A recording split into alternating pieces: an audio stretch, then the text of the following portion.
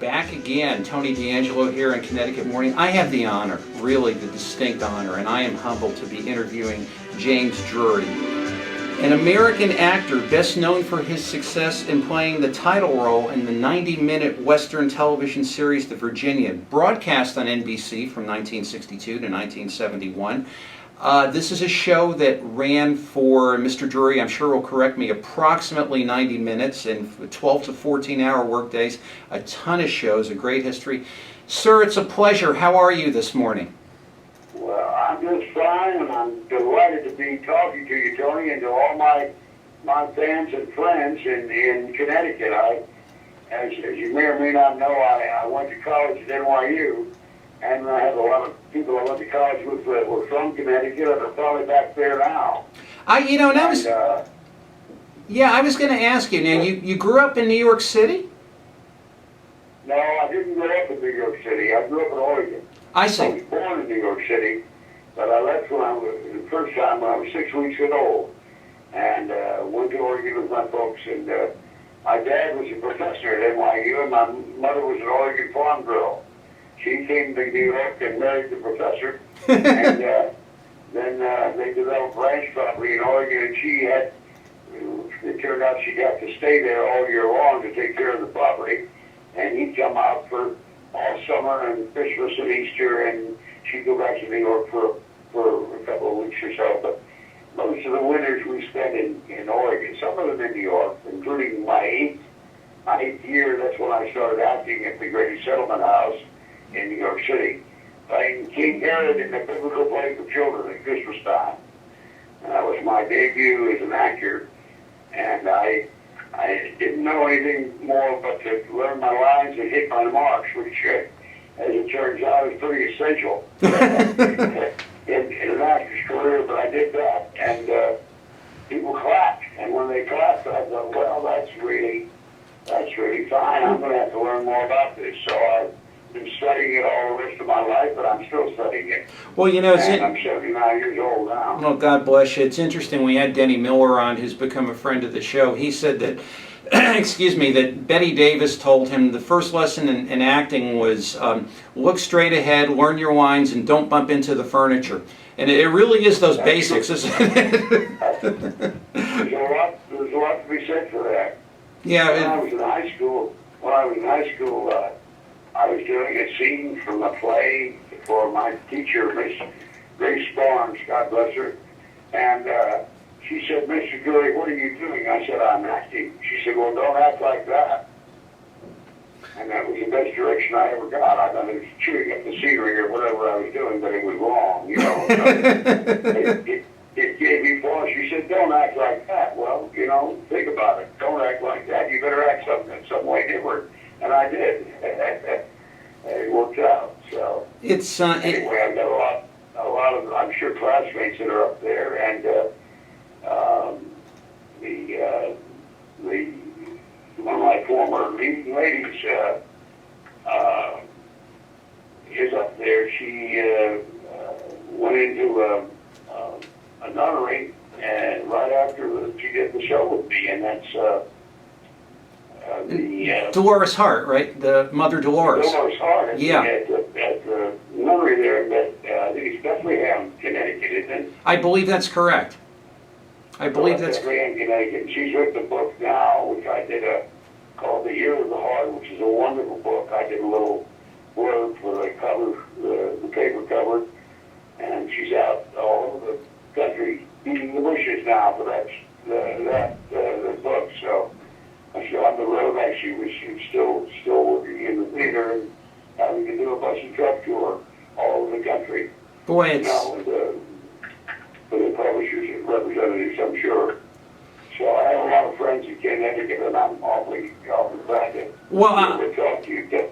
I'll tell you, you have a lot of friends. How long have you been on there? Well, we started, thank you for asking, and believe me, I'm humble. We started in 2012, the humblest of beginnings. We're now sort of maybe getting a little bit beyond humble to partially humble, and it's the folks like you and Denny Miller, Michael Dante, Kathy Garver, Paul Peterson. You know, that's they've all been our friends. We've had some terrific times, and I mean, they've been like yourself. They've been gracious and humble and tell great stories. And because me, myself, and I, you know, I watched all you guys growing up.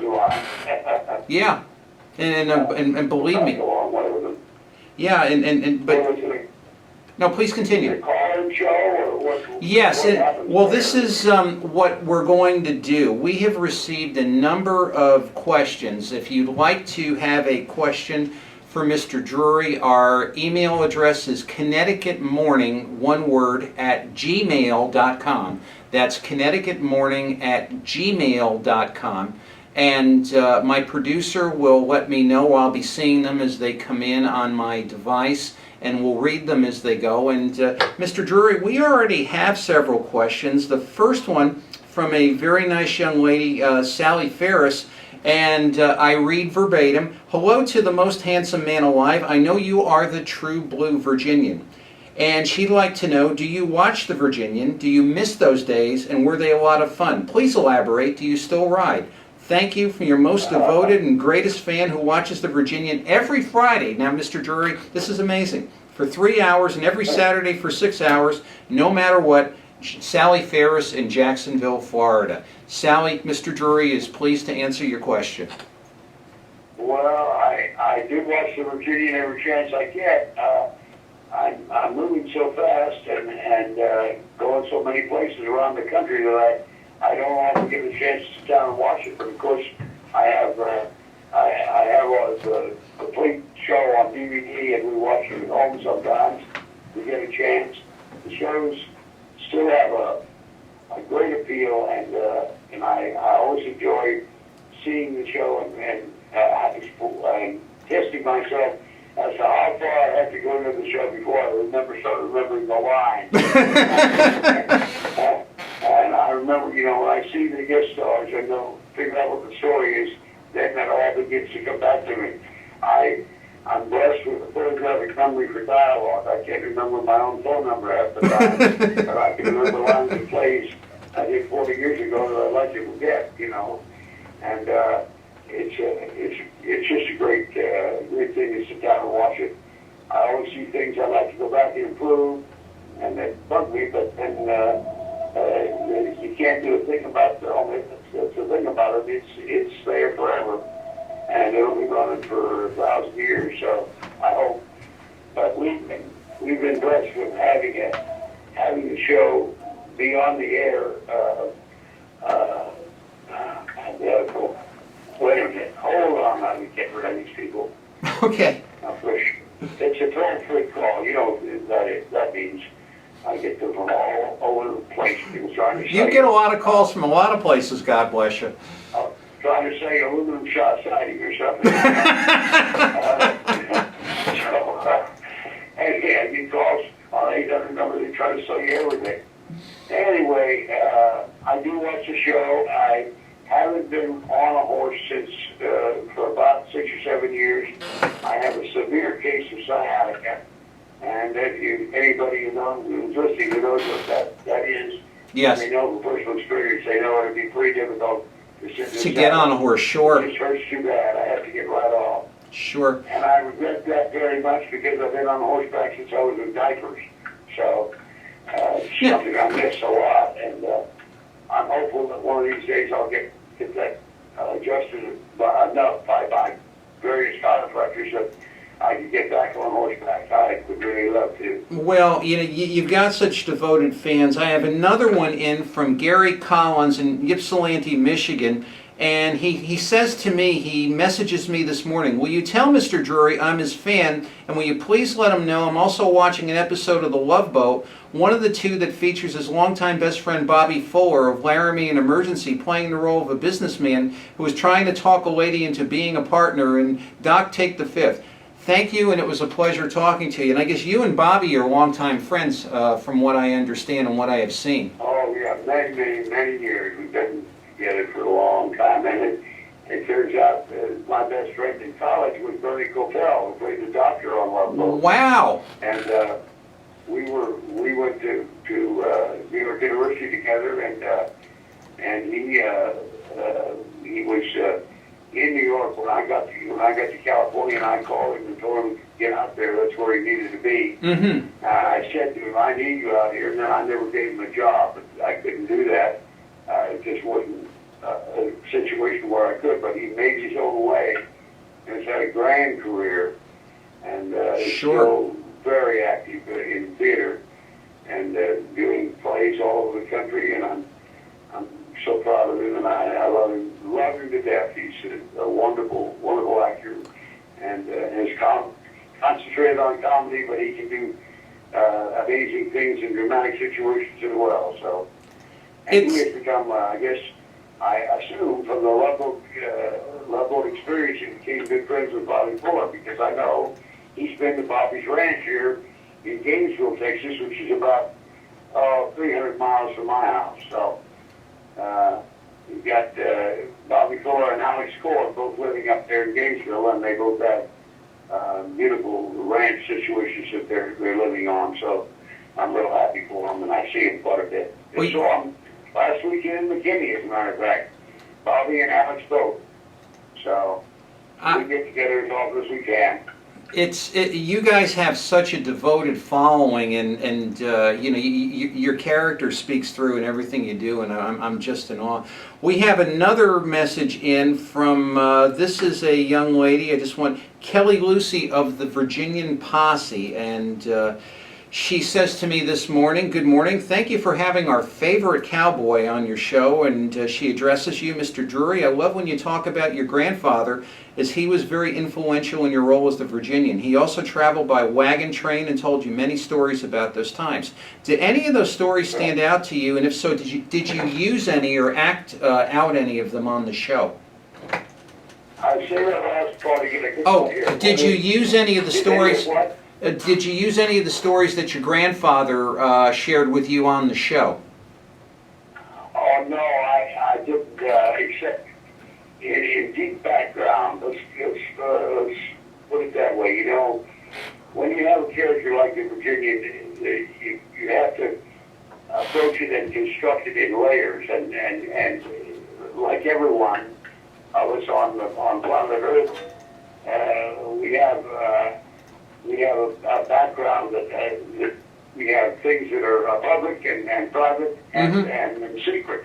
And I had things I thought about when I was doing the Virginian in scenes that would cross my mind about my grandfather's experiences that related to what we were doing in the show at the time. And it gave me, it illuminated areas of my mind, let's put it that way, and that I couldn't have done it without him, you know. Understand. I actually tried to make the character of the Virginian very much like the character of my grandfather, who was a stalwart.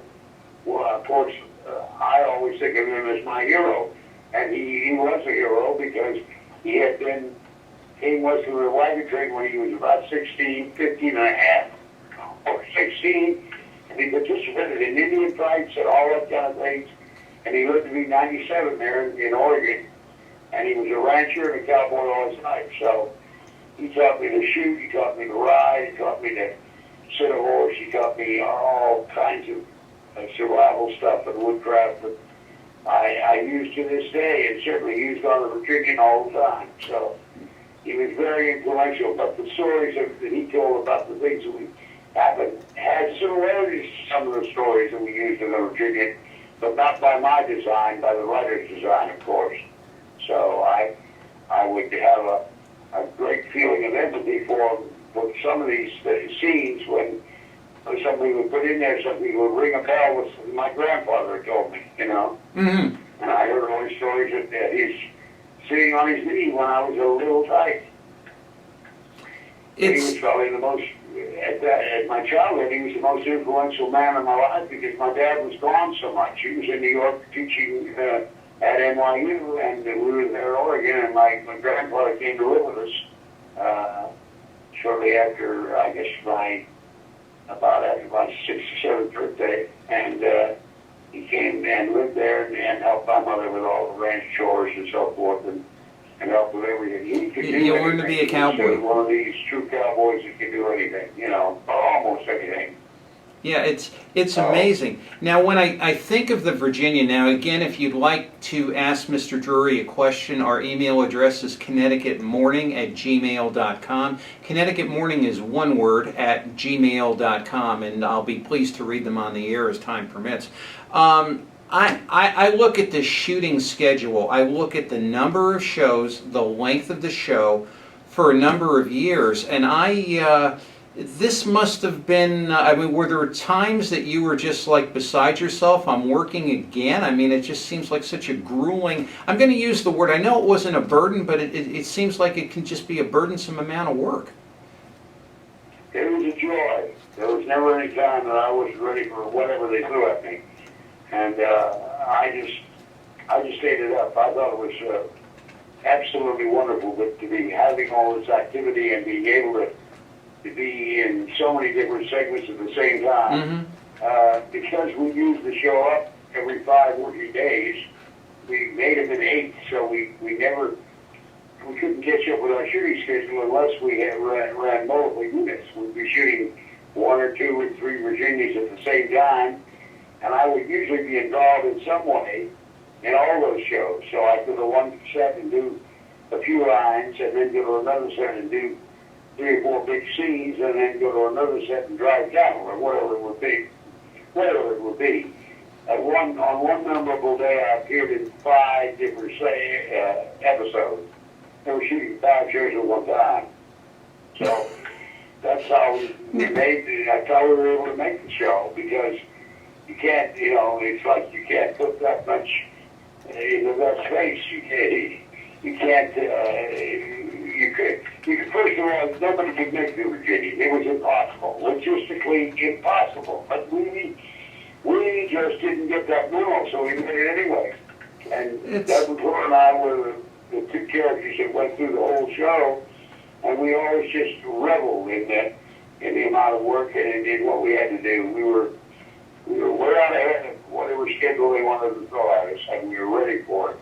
Now, and that's what the show got made. I'm going to ask a really dumb question here, and forgive my ignorance. What do you do? I mean, like, you go home at night and you've got 5 scripts, and you've got to say, tomorrow I'm going to be doing 5 different scenes from 5 different shows.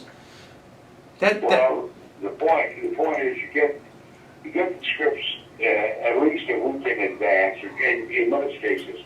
Now the changes come down from the front office every day. When you start out, a script is white. By the time you're finished with it, it's red, white, and blue. You know, it's they've got pink, they've got yellow, they've got aqua, they've got all these different colors that they send, and the colors are coded. It's a color code. It designates, you know, on a list of colors, which is the latest version of whatever you're supposed to do. Oh, dear. And you're supposed to stuff the script in and put those changes in, which we always did up to a point. You study the script when you first get it, you read it and study it, and get some idea of the lines, and then I always go back and study it again, and my practice is to learn the whole script. I don't ever learn my lines. I learn outside of context, in the script, so that I know, no matter what happens, if somebody makes a mistake, it ain't going to be me. And if there is a mistake, maybe I can help people get out of the problem before they even notice it. And so I was always on top of those things, and I would come in and grab the script supervisor, the continuity man or woman, and they'd always have the script, and I'd say, what are we doing? And I look at the scene, and I look at it again, and then go shoot it. And I almost always shot it with perfection as far as the lines went. I mean, very, very seldom had a time when I didn't remember something or when I got it wrong. So that's just a gift that I really didn't do anything to develop. I was born with it. And it's amazing. And Bobby Fuller are 2 guys who have the same gift. They can do the same thing. They can memorize great long scenes just at a glance. And it was like almost like speed reading, but not speed speed reading because You have to know the lines. The scenes, but by that time you already knew them. They were solid, rock solid in the back of your head. And as far as keeping them straight, that was the fun part of it, to know when to apply what area of your character and what attitude to take going into a scene. And, no one that I know of has had that opportunity since, and I doubt if they ever will, because I doubt if anybody will ever make a 90-minute show with continuing characters again. It's just too running for 10 difficult. years. Yeah, for sure. Yeah. And I look at the people you acted with, and I mean, it's such a who's who of the Hollywood Hall of Fame, and I'm amazed at what's due male and female. To me, your male actor, your model male actor, exclusive of yourself and others like you, is John Wayne. And did you ever get to meet him? No, I didn't. I was going into the Paramount costume department one day to get fitted for a part in something, and he was coming out with his entourage. I imagine there were about 18 up there, at least it seemed like it. He was in his Alamo outfit, the buckskin outfit, and he was bigger than a mountain. And he came past me, swept past me, and I looked up at him. I was just dumbstruck. I couldn't even say, "Good morning, Mr. Wayne," or anything. I didn't say a word. I just watched him go by. Of course, he's my hero as he is everybody else in the world. And I was in awe of him. But I heard later, many years later, from a mutual friend, somebody who knew him and I knew, said that the Duke watched the Virginian and loved the Virginian and thought it was a great television show. So that's about the biggest compliment you could ever get in your life. For sure. That John Wayne watched your television series, and he did. That's what they told me. So I've always been very proud of that. To me, I was always amazed with Loretta Young, and just such a beautiful lady and enduring for so many years. And you got to work with her too, if I recall. Yes, I did. I did the Loretta Young show. I did so many different singers, I've almost forgotten that. But I did work with Loretta Young, and you're absolutely right. And she was just as shining an example of womanhood on and off the set when I worked with her as you all have ever seen. She projected that, was able to project that onto the screen, and she was so impressive. But our writers, we had a unique situation. With a 90-minute show, our writers could write big, important, juicy guest star roles for men and women. And actors will walk over broken glass barefoot to play a part that they want to play. And these actors and actresses would be sent these scripts and read these parts and say, "By golly, I want to go play that part. I know I can do grand things with that part." And so we had George C. Scott and Betty Davis and Joan Crawford and Ralph Bellamy and Barry Sullivan and Robert Redford and Harrison Ford played a small role when he was just being started. But every week I would know that I was going down to start a new Virginian, and I would be working with somebody wonderful. And of course, there isn't any way to get into any better situation than that for an actor to be able to work with all these great people. And it brought everyone's game up because they brought their A game, and you better have your A+ game if you want to work with those guys. And so I did, and I did my very best to come up to their level of performance excellence, and I think we accomplished it pretty well most of the time. So, well, and no doubt. I'm proud of it. I'm proud of that. That we were able to act with these people and meet them toe to toe, And so, no doubt, given the legacy. Great group of memories. There really are. It's an amazing thing. And one thing I wanted to ask you, and believe it or not, these interviews always get away from us, is why do you think, in your estimation, that the Western show, the genre, the category, whatever you want to call it, still has a great following to this day, and or especially in this day, because I'll just tell you, Mr. Drury, I've never been, tackled, lovingly so, by just a great group of fans who follow the Virginian, follow you, and out of anybody we've had here, and you know the folks we've had, I've never really had this interest of just people who just, for lack of a better term, eat it up. Your thoughts on that?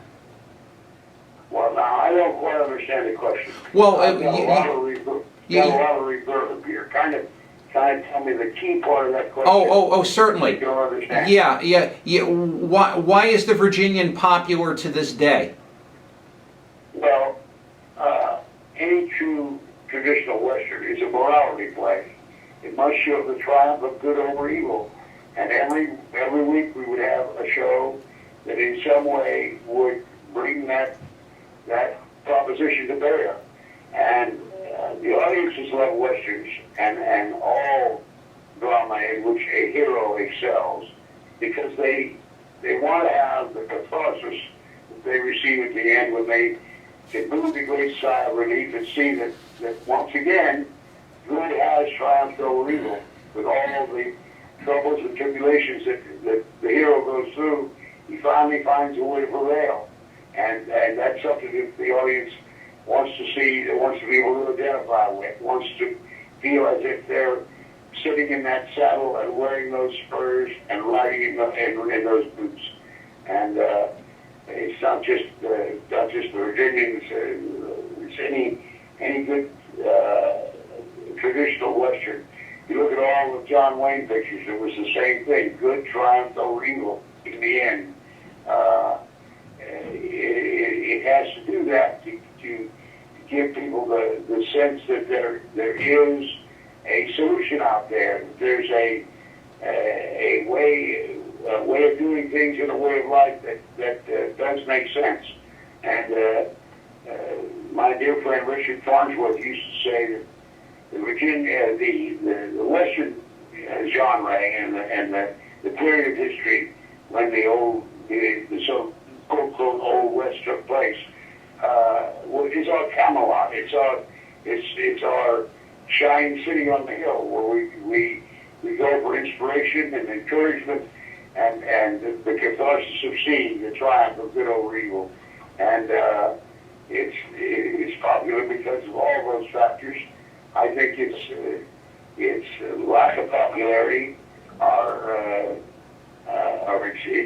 its slide in popularity when most of the Westerns went off the air, is because of a number of factors, including overexposure. Of course, there's only so many plots you can use in a Western, and we had 15 and a half or 16 hours of Western programming every week at one time. Mm-hmm, so right. You meet yourself going back.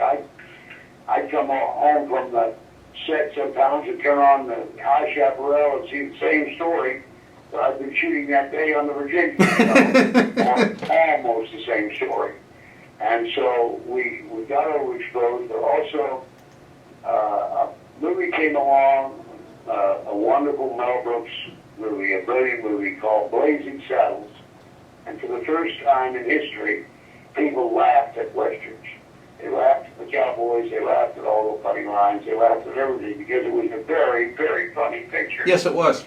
But, I could say this, and I know I'm saying this in a largely Catholic state. Many, many Catholics live in Connecticut. If somebody made a picture about the Pope where he was the butt of everybody's jokes and everybody laughed at him, I think the Catholic Church might be in trouble. And it's the same thing happened to the Western. No one had ever laughed at us before. They always treated us with dignity and respect. A kind of awed respect. And after Blazing Saddles, it kind of it sort of we became less a serious area of contemplation and more an area for being with other people's jokes. And that's the evolution of, as Shakespeare said, we must hold the mirror up to nature. And we did that very handily for the period of time we were working in, but you can't laugh at that and still expect to take it seriously. I understand. So that's my theory anyway. Well, and with apologies to Mel Brooks, I think the picture was wonderful. I wish to God he'd never made. And that's how I feel about it. Well, I'll tell you, as I sit in this chair, that things like, and I'm blessed to hear people of your stature make these observations and comments that I don't think they've ever had opportunity to make. Mr. Drury, this is amazing. We're out of time. I've got 600 more questions for you. Would you be so kind as to come on with us at some point in the future? Because I'm speechless. I think we can just go on for days, and I've thoroughly enjoyed this. Well, you call me anytime. Okay. Tony, or have Mike call me and call Karen and set it up. We'll be happy to talk to you anytime you'd like. And Karen's terrific, and she's lovely, and she's been a terrific help. And thanks so much. Have a great day, and stay well, be well. We'll be talking soon, sir. Thank you. Very good, Tony. Bye-bye. Bye-bye. And that was the legendary James Drury. We're heading up to our noon hour, and we will be joined in a few minutes by our pal Bob Swick. Later on in the hour, the legendary Mel Carter. Tony DeAngelo here on Connecticut Morning. I don't know if the best is here to come, but we've got more stuff here to come, and so pleased to see you. As the 12th Street Rag leads us out, right at noon hour, we'll see you in a moment.